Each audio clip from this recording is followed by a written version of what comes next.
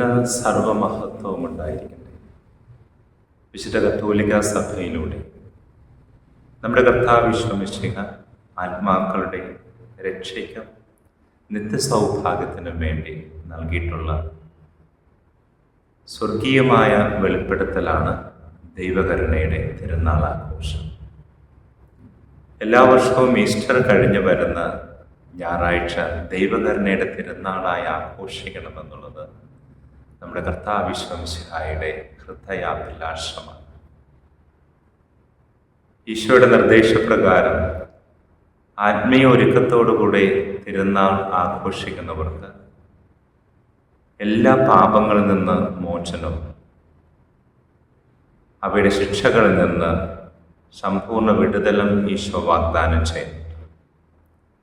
ദൈവകരുണയുടെ തിരുനാൾ ഒരു രണ്ടാം മാമോദീസയായിട്ടാണ് വിശുദ്ധ മരിയ ഫൗസ്റ്റിനായുടെ ഡയറി കുറിപ്പുകൾ വായിക്കുന്നവർ മനസ്സിലാക്കിയെടുക്കും.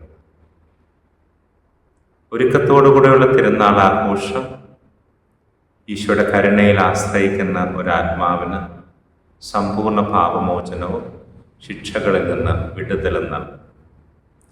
ദൈവകരുണയുടെ തിരുനാൾ ആഘോഷത്തിൻ്റെ ആത്യന്തിക ലക്ഷ്യം ഒരാത്മാവിൻ്റെ സമ്പൂർണ്ണ വിശുദ്ധീകരണം. നിങ്ങൾക്ക് ഒരു വിശുദ്ധനാകുവാൻ, ഒരു വിശുദ്ധയാകുവാൻ ആഗ്രഹമുണ്ടോ? ദൈവകരുണയുടെ തിരുനാൾ ആഘോഷത്തിൽ ഈശോ ആഗ്രഹിക്കുന്നത് പോലെ ആന്തരികമായി പ്രാർത്ഥിച്ചൊരുങ്ങി പങ്കെടുക്കുക. ഈ ലോകത്തിലെ ഏറ്റവും വലിയ പാപിക്ക് ഏറ്റവും വലിയ വിശുദ്ധനാവുക എൻ്റെ കരുണയിൽ ആശ്രയിച്ചാൽ മാത്രം മതിയെന്നാണ് ഈശോ വിശുദ്ധ മരിയ ഫൗസ്റ്റിന വഴി വെളിപ്പെടുത്തിയിരിക്കുന്നത്. എങ്ങനെയാണ് ഒരുക്കത്തോടെ ഫലപ്രദമായി ദൈവകരുണയുടെ തിരുനാൾ ആഘോഷിക്കുവാൻ സാധിക്കുക? ഒന്നാമതായി ഈശോ നിർദ്ദേശിച്ചിട്ടുള്ളതുപോലെ ദുഃഖവെള്ളിയാഴ്ച മുതൽ പുതുഞായർ തലേന്ന് ശനിയാഴ്ച വരെ ഉള്ള 9 ദിവസങ്ങൾ ഈശോ തന്നെ വെളിപ്പെടുത്തി തന്നിരിക്കുന്ന ദൈവകരുണയുടെ നൊവേന ചൊല്ലി കാഴ്ചവെക്കുക എന്നുള്ളതാണ്. തിരുനാൾ ആഘോഷത്തിനുള്ള ഫലപ്രദമായ ഒരുക്കത്തിൻ്റെ ഭാഗമായി ഒരു സമ്പൂർണ്ണ കുംഭസാരം നടത്തിയിരിക്കണം. അതുകൂടാതെ ദൈവകരുണയുടെ തിരുനാൾ ദിനത്തിൽ തിരുനാൾ കുർബാനയിൽ ഭക്തിയോടുകൂടെ പങ്കെടുത്ത് വിശുദ്ധ കുർബാന സ്വീകരിക്കുകയും പരിശുദ്ധ ഫ്രാൻസിസ് പാപ്പയുടെ നിയോഗത്തിന് വേണ്ടിയിട്ട് ഒരു സ്വർഗസ്ഥനായ നന്മ നിറഞ്ഞ മറിയമേ ത്രിത്വസ്തുതി എന്നീ ജപങ്ങൾ ചൊല്ലി കാഴ്ചവെക്കുകയും ചെയ്യും. കൂടാതെ ദൈവകരുണയുടെ ഛായാചിത്രം വണങ്ങുകയും ഈശോയുടെ നാമത്തിൽ കാരുണ്യപ്രവൃത്തികൾ ചെയ്ത് ദൈവകരുണയുടെ തിരുനാൾ ഫലപ്രദമായി ആഘോഷിക്കുവാനായിട്ട് ഈശോ നമ്മെ ക്ഷണിക്കുകയാണ്.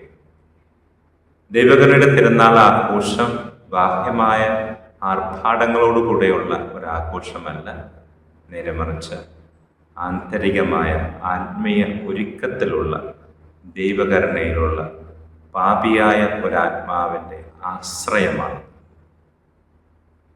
നേരത്തെ സൂചിപ്പിച്ചതുപോലെ ദൈവകരുണയുടെ നൊവേന ചൊല്ലി നല്ല കുംഭസാരം നടത്തി ദൈവകരുണയുടെ തിരുനാൾ കുർബാനയിൽ പങ്കെടുത്ത് വിശുദ്ധ കുർബാന സ്വീകരിച്ച് പരിശുദ്ധ പിതാവിൻ്റെ നിയോഗത്തിന് വേണ്ടി പ്രാർത്ഥിച്ച് കരുണയുടെ ഛായാചിത്രം വണങ്ങി കാരുണ്യപ്രവൃത്തികൾ ചെയ്ത് ദൈവകരുണയുടെ തിരുനാൾ ഫലപ്രദമായ ആന്തരിക ഒരുക്കത്തോടുകൂടെ ആചരിക്കുന്ന ഒരാത്മാവിന് ദൈവകരുണയുടെ തിരുനാൾ ആഘോഷത്തിൻ്റെ ശരിയായ ആചരണം വഴിയായിട്ട് ആ വ്യക്തിയുടെ മുഴുവൻ പാപങ്ങളിൽ നിന്നും മോചനവും സകല ശിക്ഷകളിൽ നിന്നും വിടുതലും ലഭിക്കും.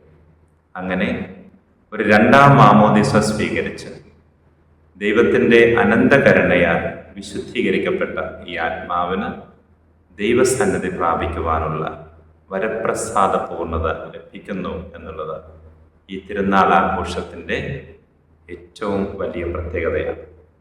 അതുകൊണ്ട് പ്രിയപ്പെട്ട ദൈവമക്കളെ, ഈ വർഷം ഈസ്റ്റർ കഴിഞ്ഞു വരുന്ന ഞായറാഴ്ച ഏപ്രിൽ 7-ാം തീയതി എല്ലാവരും നേരത്തെ സൂചിപ്പിച്ചതിന് പ്രകാരമുള്ള ആത്മീയ ഒരുക്കത്തോടുകൂടി ദൈവകരുണയുടെ തിരുനാൾ ആഘോഷത്തിൽ പങ്കെടുത്ത് അവരവരുടെ ആത്മാവിൻ്റെ നിത്യരക്ഷയുടെ കാര്യത്തിൽ കൂടുതൽ ശ്രദ്ധാലുക്കളായിരിക്കണമെന്ന് ദൈവനാമത്തിൽ ഉദ്ബോധിപ്പിക്കുകയാണ്.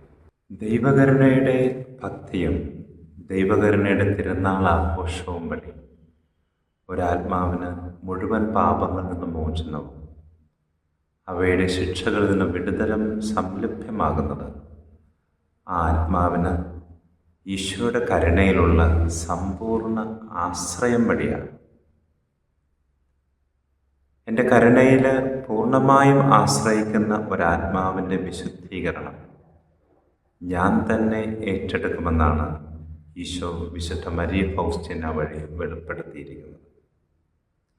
ദൈവകരുണയുടെ തിരുനാൾ ആഘോഷം നമ്മുടെ ആത്മാവിൻ്റെ സമ്പൂർണ്ണ വിശുദ്ധീകരണത്തിന് ഫലപ്രദമാകുന്നത് ഈശോയുടെ കരുണയിലുള്ള നമ്മുടെ ആത്മാവിൻ്റെ സമ്പൂർണ്ണ ആശ്രയം വഴിയായിട്ടാണ്.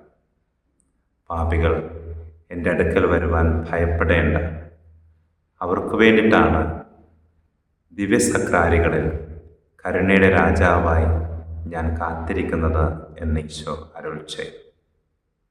കൂടാതെ ഈശോ നൽകിയിട്ടുള്ള മറ്റൊരു സന്ദേശം നമുക്ക് ഓർമ്മയിൽ സൂക്ഷിക്കാം.